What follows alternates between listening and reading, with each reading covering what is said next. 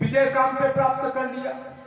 और कहते क्या झूठ मूठ सब आपकी कृपा से हुआ है, अंदर से नहीं, ऊपर की कृपा से, आपकी कृपा से हुआ। और उसके बाद में फंस गए जाकर के चक्कर में विश्व मोहिनी के। उसके बाद में मैं जाऊं कहां, इससे शादी कैसे हो, तुरंत अब कहां जाए, भगवान के पास जाएंगे तब तक विवाह हो जाएगा। देरी नहीं किया, तुरंत भगवान से सुंदरता मांग लिया।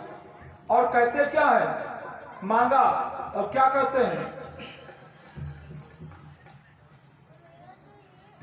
कहते क्या है साथ में, चौपाई में कहते हैं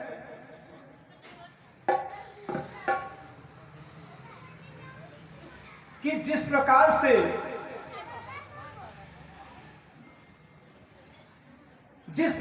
मेरा कल्याण हो, जिस प्रकार से मेरा कल्याण हो वही आप करो।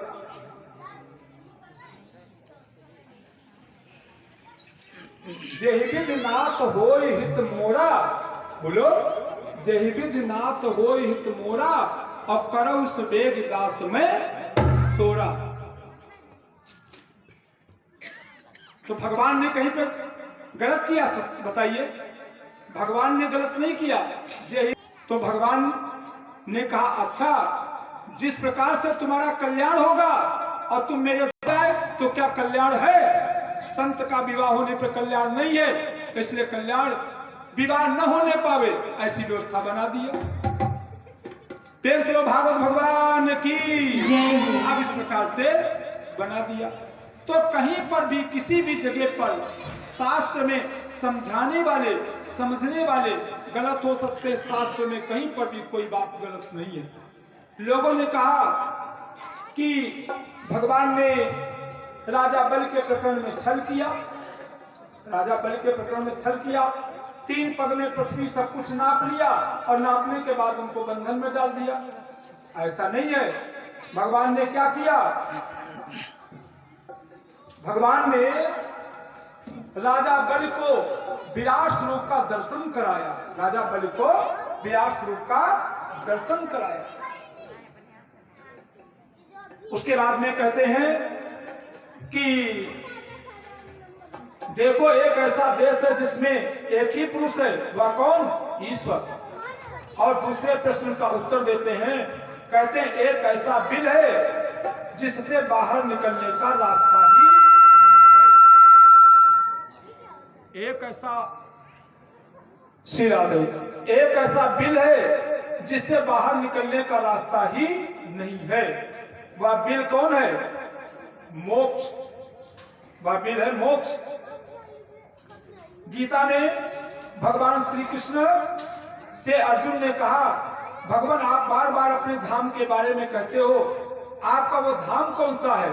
तो भगवान ने गीता में कहा, यद गत्वा न निवर्तन्ते तद धाम परमम मम। यद गत्वा, यदि उसमें वो गया, न निवर्तन्ते तो बाहर नहीं निकल सकता, तद धाम परमम मम, वो मेरा परम धाम है, अर्थात मोक्ष। और उसके बाद में एक ऐसी स्त्री है जो बहुरूपिणी है, एक ऐसी स्त्री है जो बहुरूपिणी है। वह स्त्री कौन है, वो मेरी बुद्धि ही वह स्त्री है जो बहुरूपिणी है। क्षण क्षण में हर पल अपने पत्र बदल रही है। कथा में बैठने, कथा नहीं सुनने देती, बुद्धि इधर उधर घुमा रही है, ये बहुरूपिणी है। और एक ऐसा पुरुष है जो व्यभिचारिणी का पति है, एक ऐसा पुरुष है जो व्यभिचारिणी का पति है। कौन, माधव। माधव, माँ माने माया, माँ माने माया और धव माने पति, माया का पति अर्थात माधव।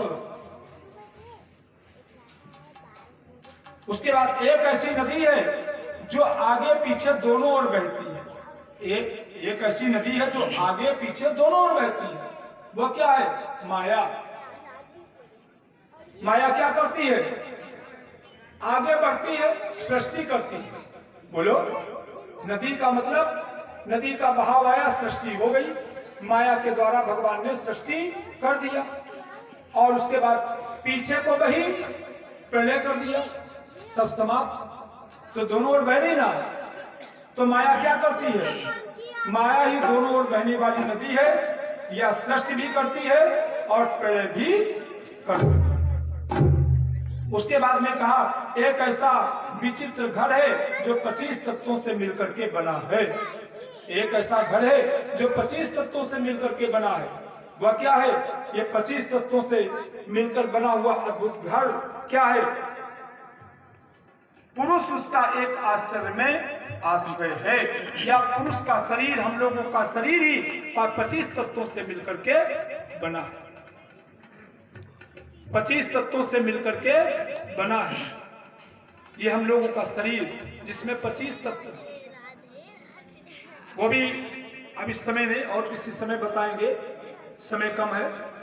कपिल, जब आप श्रीमद् भागवत के 33 स्कंद में कपिल भगवान ने अपनी मैया देवहूति को दिव्य ज्ञानोपदेश दिया, उसमें बताया है कि 25 तत्व कौन कौन से, ठीक है। उसके बाद में आगे चल करके कहते हैं कि एक ऐसा हंस है जिसकी कहानी बड़ी विचित्र है। एक ऐसा हंस है जिसकी कहानी बड़ी विचित्र है। कौन? शास्त्र। शास्त्री एक ऐसा हंस है जिसकी कहानी बड़ी विचित्र है। शास्त्र में अपने हिसाब से लोग अर्थ कर देते हैं और शास्त्र कुछ दूसरे कह रहा है, इसलिए शास्त्र बहुत ही गूढ़ है। उस शास्त्र को समझना, उसकी गहराई में पहुंचना, ये सबके बस की बात नहीं है। तभी तो श्रीमद् भागवत को कह दिया गया विद्यावताम भागवते परीक्षा।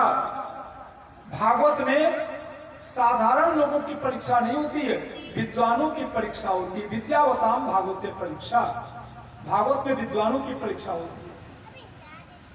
तो श्रीमद् भागवत के 33 स्कंद में कपिल भगवान ने अपनी माता देवहूति को बताया है ये मानव शरीर कितने तत्वों से मिलकर के बना। 60 में सुन ले, ये 5 भूत हैं।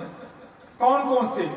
पृथ्वी, जल, तेज, वायु और आकाश, जिनसे 5 तत्वों से मिलकर के हमारा यह शरीर बना हुआ है।